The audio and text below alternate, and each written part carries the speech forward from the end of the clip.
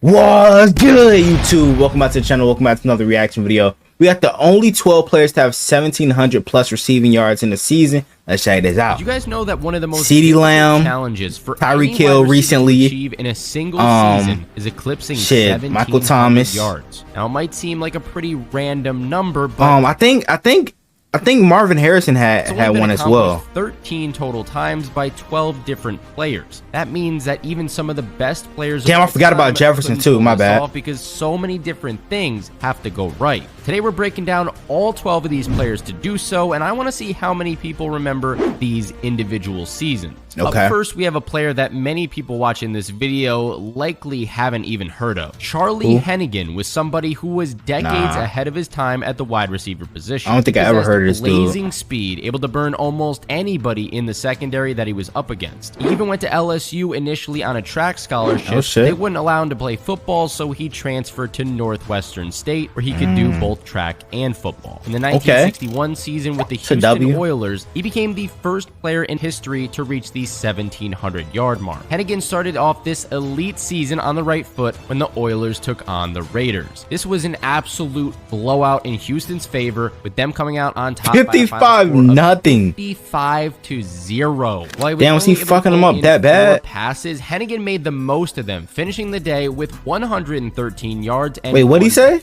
Of 55-0. While he was only able to pull in 4 passes, Hennigan made the most of them, finishing the day with 113 yards and 1 touchdown. Hennigan finished the regular season. I thought he said he only threw the ball 4 times. Receiving yards and 10 games over 100 yards. Oh my gosh. Even though he finished the regular season with 82 receptions, Hennigan still this nigga was different. 1,746 yards and 12 touchdowns. He's doing all this as a tight end or was a receiver? Yards per catch, leading the league in both receiving yards and receiving yards per game with 124.7. Houston dominated. Regardless, this shit is crazy. Hennigan and his quarterback George Blanda established themselves as the top quarterback wide receiver duo that the league had to offer. Hennigan was named to the Pro Bowl, All-Pro First Team, and came in 3rd in the AFL AP Player of the Year voting behind Oilers running back Billy Cannon and his quarterback George Blanda. That is crazy. They were just they were completely dominating the league. Very dominant that year. To make the season even more. Did it win the Super Bowl? For Hennigan, he achieved all of this in only a 14-game regular season. Today, even in a more passing-dominated game, bro, imagine if they had 17 games. This nigga would have had over 2,000 yards. We still see even the league's top receivers struggle to hit that 1,700-yard mark, even in a 17-game regular That's season. insane. Let's not kid ourselves, though. Players of every sport have come a long way from the 1960s, and there are many more freak athletes nowadays. It took over 3 decades until another wide receiver was able to join Hennigan in the 1,700-yard club. That player was Isaac Bruce in the 1995 season. While this was still a couple of years before he was an essential piece of the St. Louis Rams' greatest show on turf team, Bruce was quickly establishing himself as one of the best wide receivers that the league had to offer in only his 2nd season. However, this eventual historic season still didn't get off to the hottest start. In the first 2 games of the year, when the Rams took on the Packers and the Saints, Bruce only combined for 7 catches for 105 yards and 2 touchdowns. While that might not seem too bad for a normal receiver, you're going to need a lot more yards, obviously, to reach that 1,700-yard mark. Thankfully, these 2 games were a couple of his worst from the season, and he quickly got things back on track. His most impressive performance of that season came in the final week when the Rams took on the Dolphins. Bruce finished the contest with an insane 15 catches for 210 yards and a touchdown. Despite this elite performance from the team's top pass catcher, St. Louis was still dominated by a final score of 41-22. While the Rams struggled to a 7-9 record this season, Bruce still carved out a spot for himself in the discussion for the league's best receiver. Over the course of the regular season, he had 1 game over 200 receiving yards and 9 games over 100. While the Rams missed the playoffs, Bruce still accumulated a very impressive 119 receptions for 1,781 yards and 13 touchdowns. Shockingly, he didn't lead the league in any of those categories, in large part due to Jerry our Rice next receiver up that we're going to talk about. Oh, fucking course, it's Jerry Rice, Bruce's breakout year in 1995 would have easily earned him the spot as the league's top wide receiver, leading the league in receiving yards and earning All-Pro or at least Pro Bowl honors honors. However, one man stood in his way. Who else would it be besides Jerry Rice? Rice is widely regarded as the best wide receiver that the game has ever seen. Not Randy only Moss is remaining a better. starting caliber player for the entirety of his Randy 20 Moss is years better. in the league, but also having one of the greatest peaks that a player at the position has ever had. Arguably, his best season came in 1995. Despite being 33 years old at the time, Rice was still playing at a level that no one had ever seen before. His season got off to a nice start in week number 1 against the Saints, having 6 catches for 87 yards and a touchdown. While this was a solid performance, no doubt, it did not hold up compared to what he had in store for the rest of the year. His best game from the 1995 season came nigga in doing Week the Cabbage 16 Patch? when the Niners took on the Vikings. Rice could not be stopped in this matchup, torching the Vikings for 289 yards Shit, and almost 3 300 touchdowns yards? on 14 receptions. Rice's hat trick led the Niners to a tight 37-30 victory. When the regular season was all said and done, Rice had gone for 200 or more receiving yards in just one game and over 100 in 9 of those games that he played in. He finished the year with 122 receptions for 1,848 yards and 15 touchdowns, averaging 100. Him and Brendan look just alike in that per picture. game, leading the league in both receiving yards and receiving yards per game. This earned himself a spot in the Pro Bowl on the All-Pro first team, and he came in second place in MVP voting, finishing just behind Brett Favre. There's even a chance that Rice could have got to 1,900 yards had Steve Young not been forced to miss 5 games due to an injury that year. After Rice, it took 7 more years before another league's top wide receiver Marvin was able to Harrison. 700-yard mark. That player being Marvin Harrison in 2002. While many have compared Ohio State phenom and 4th overall pick to the Arizona Cardinals, Marvin Harrison Jr. to his father, he's going to have some enormous shoes to fill. Yeah. In his prime, Harrison and quarterback Peyton Manning were one of the most feared duos that the league had to offer, and 2 of them torched opposing defenses almost every game of that 2002 season. Similar to many of the wide receivers who have achieved 1,700 yards in a season before him, Harrison's first game was relatively a quiet one. In a tough matchup against the Jaguars, he was held in check for only 4 catches for 34 yards and a touchdown. The only other time that he finished with less receiving yards that year was his second matchup against Jacksonville in the final week of the regular season, when he finished with 28. While the Jaguars had his number this year, almost nobody else could do anything to stop Harrison. His best game came in week number 15 against the Cleveland Browns. Harrison finished that matchup with an elite 172 yards and 2 touchdowns on 9 receptions. These 2 touchdowns wound up being essential for the Colts' winning effort, with them coming out on top by a final score of 28-23. While Harrison didn't have any games in which he surpassed the 200-yard mark, he did eclipse 100 yards 10 different times that year. He's also by far the best receiver in the league this season, racking up 143 catches for 1,722 yards and 11 touchdowns. Yeah, I remember reacting to his highlights from that year. 6 yards per game, leading the league in receptions, receiving yards, and Cold-blooded yards per game. This earned himself a spot in the Pro Bowl on the All-Pro first team, and he came in second place in Offensive Player of the Year voting, behind only Priest Holmes. Priest It took another Holmes. decade before a 5th Okay, wide 2012. receiver joined that 7th. Megatron. That player being Calvin Johnson. Despite cutting his career short and choosing to retire after only 9 years in the league, Johnson is arguably the most talented. Bro, it's crazy that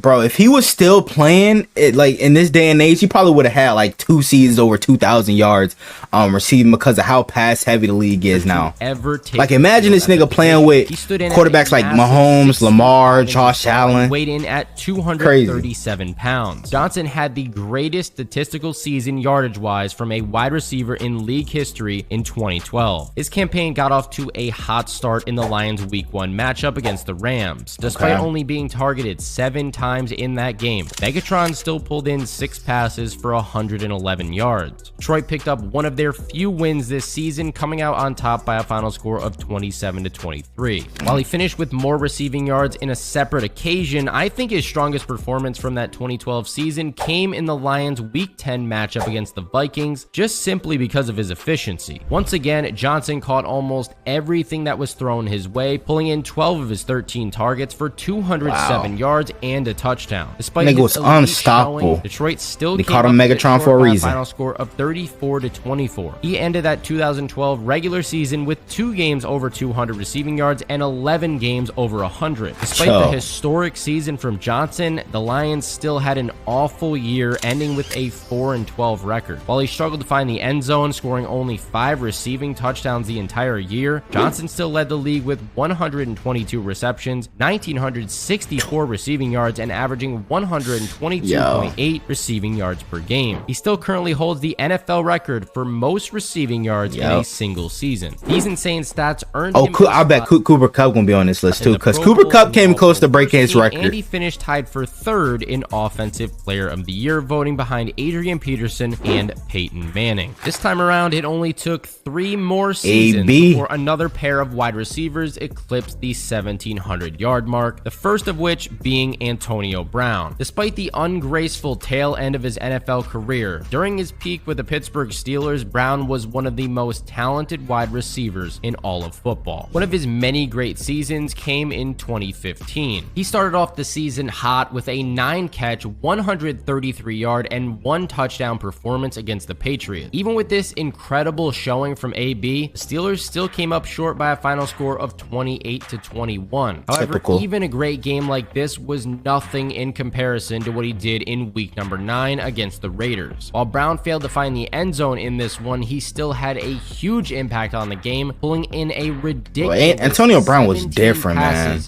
I just wish he didn't have all the off-the-field issues and shit. Even with this crazy production from their wide receiver 1, the Steelers still narrowly escaped with a 38-35 win. AB finished that year with 1 game over 200 yards and 9 games over 100. Over the 16 games that he played in during the regular season, he pulled in a league-leading 136 receptions, along with 1,834 yards and 10 touchdowns. This earned himself a spot in the Pro Bowl on the All-Pro First Team, and he finished in 2nd place in Offensive Player of the Year voting, behind only Cam Newton. While AB had a crazy year in 2015, it could be argued that Julio Jones was actually the best wide receiver that year. He and Matt Ryan were one of the best quarterback wide receiver duos at the time, leading the Falcons to a Super Bowl appearance just I don't know how the hell he kept doing catches like that with toe taps and shit. Started off on the right foot, pulling in 9 passes for 141 yards and 2 touchdowns. Atlanta needed every single yard that they got out of their franchise wide receiver in this contest as well, barely coming out on top by a final score of 26-24 against the Eagles. While this was a crazy game from one of the NFL's top wideouts, his best day of the 2015 season came in week 16 when the Falcons took on the Panthers. In this matchup, Jones went off for 178 yards and a touchdown on only 9 catches. Once again, the Falcons came out on top, this time winning by a final score of 20-13. By the time the regular season was all said and done with, while Jones did not go for over 200 yards in any particular game, he did have 9 games in which he surpassed 100. Over the course of the regular season, Jones accumulated 136 catches for 1,871 yards and 8 touchdowns with an average of 116.9 receiving yards per game, leading the league in receptions, receiving yards, and receiving yards per game. This earned himself a spot in the Pro Bowl on the All-Pro First Team, and he was disrespected, coming in 6th place in the Offensive Player of the Year. Wow. While AB finished 6th place is crazy. in front of Jones in that Offensive Player of the Year voting, it could easily be argued that Julio had the stronger season. Now, less than a decade after Antonio Brown and Julio Jones's elite seasons in 2015, Michael Thomas would join the 1,700-yard club. Interestingly, his fall off was crazy, 5 years ago already, it was the last in which Thomas was able to suit up in over 10 games over the course of a season. The duo of Thomas and quarterback Drew Brees lit up the league this season. He started off on a great note when the Saints took on the Texans in week number 1. Thomas finished the matchup with an incredible 10 catches for 123 yards. While he didn't find the end zone in that one, the Saints still came out on top in a tight 30-28 I remember game. this game. This was one of Thomas's best games in the entire season. However, his strongest performance came in week 5 when the Saints took on the Bucs. Thomas completely stole the show in this one, finishing with 11 catches for 182 yards and 2 touchdowns. While he didn't post any games over 200 yards, he did have 10 over 100. No other wide wide receiver could stack up with Thomas this season, with him posting 149 receptions for which is isn't that the record too? 149 catches, 5 yards and 9 touchdowns, averaging 107.8 receiving yards per game. Not only did he lead the NFL in receptions, receiving yards, and receiving yards per game, he also set and still holds the NFL record for single season receptions. This earned himself a spot in the Pro Bowl on the All-Pro First Team, and he also brought home the Offensive Player of the Year award. Since this channel was heavily focused on fantasy football, by the way, before I started making these documentary type videos, I wanted to ask you guys, am I the only one that constantly fell into that trap of drafting Michael Thomas since 2020, hoping that he would have that comeback season and that's return to his crazy. old self? He was going so late in those fantasy drafts that I just couldn't help myself. I had to do it, and now it appears that that ship has sailed for the last time. I'm really gonna miss the pre-injury slant god Michael Thomas from 2016 to 2019. Just 2 years Slant later, god. Cooper Kupp joined the 1,700-yard club. In this season, Kupp and quarterback Matthew Stafford. Yeah, Kupp was on a different level this season, man. With a connection unlike anything that we have seen in quite some time. He started off the season strong when the Rams took on the Bears. Kupp pulled in 7 passes for 108 yards and a touchdown. This was a very easy win for the Rams, coming out on top by a final score of 34-14. While this was a very impressive performance, Kupp's best game came the following week against the Colts. He torched them for 163 yards and 2 touchdowns on He's healthy this year too, him and Puka. Oh my gosh, that's gonna be deadly. This one narrowly escaping by 3 points, 27. I think they still got Tutu Atwell Rams too. proved to be a team of destiny this year, with the duo of Stafford and Kupp carrying that offense, paired with their elite veteran stacked defense. They wound up taking down the Bengals in the Super Bowl by a final score of 23-20, and Kupp came up with a clutch touchdown to win the game against Eli Apple's bitch ass. Along with his 2 TDs, Kupp also pulled in 8 passes for 92 yards. It was really crazy to watch, because even if the defense is game planned mainly around stopping Cooper Kupp that season, it could not be done. He was going crazy. He finished the season with 145 receptions, 1,947 receiving yards, and 6. Damn, and he came close to breaking 2 records, bro. The catch record and the receiving yards record. Receiving touchdowns, averaging 114.5. And I think this was the season before the 17 games per game. To put just how dominant of a season for Kupp this was into perspective, he earned the receiving triple crown, leading the league in receptions, receiving yards, and receiving touchdowns. This earned himself a spot in the Pro Bowl on the All-Pro First Team, won the Offensive Player of the Year award, and came in 3rd place in MVP voting behind only Tom Brady and Aaron Rodgers. I think A-Rod won it that year. Question for you guys: do you think that Kupp is about to fall off the receiver quote-unquote cliff heading into his age 31 season? I don't think so. Or do you still think I still feel like he's got, you know what I'm saying, a couple more good seasons in him, and then Puka Nacua is going to really start taking over. He has more left in the tank. Now, heading into the he just got to stay healthy though, man. Many people wondered how Tyreek Hill would perform as a member of the Dolphins. Tyreek did this shit twice, didn't he? One of the best quarterbacks over 1,700 yards. Holmes throwing him the ball. Many people thought that he would take a steep drop off statistically. Safe to say the haters couldn't have been more wrong, as he had one of the best seasons of his entire career. His Dolphins debut was a very strong one, pulling in 8 passes for 94 yards in the team's Week 1 20-7 win against the Patriots. Then the Ravens game, bro. Preview for the like, don't show this. Have his best don't show this. Seasons when the Dolphins took on a tough Ravens team. Bro, this is so fucking traumatizing. We should have won this game. We were up 35-14 in the 4th quarter. Yo. Secondary stood no chance against Hill's blazing speed. He torched them for an insane 11 catches for 190 yards and 2 touchdowns. His efforts took Miami over the top in this one and gave them a 42-38 shootout victory. While he didn't record a single game over 200 yards that season, he was very close multiple times. He did have 7 games over 100 receiving yards or more. He'll finish the regular season with 119 receptions for 1,710 yards and 7 touchdowns. Shockingly, he didn't lead the league in any of these statistical categories. However, he did earn himself a spot in the Pro Bowl on the All-Pro First Team. So who had more Oh, Jefferson had more yards than him that year. Fourth in Offensive Player of the Year award voting behind Jalen Hurts, Patrick Mahomes, and Justin Jefferson. This isn't going to be the last time that you hear Tyreek on this list, by the way, with him being the only player in NFL history to ever have more than one season of 1,700 or more receiving yards heading into the 2020. Jefferson would have done that last year. Tyreek Hill's elite year in 2022, he was outdueled by one receiver only, that player being Justin Jefferson. While he had an injury-riddled season this past year in 2023, his first 3 years in the league led to him quickly being deemed as the best wide receiver that the league had to offer. His 2022 campaign makes it hard to think otherwise. If he's able to stay healthy in 2024 and mesh well with rookie quarterback J.J. McCarthy or Sam Darnold. Well, now it's Sam Darnold because J.J.'s out for the season with a torn meniscus. The starting quarterback may be. Sam Darnold was the better choice anyway. Jefferson to retake his spot on the throne as the king of wide receivers. He kicked off his 2022 season with one of the best games of the year when the Vikings took on the Packers. On only 9 catches, Jefferson was able to rack up 184 yards and 2 touchdowns. He played a massive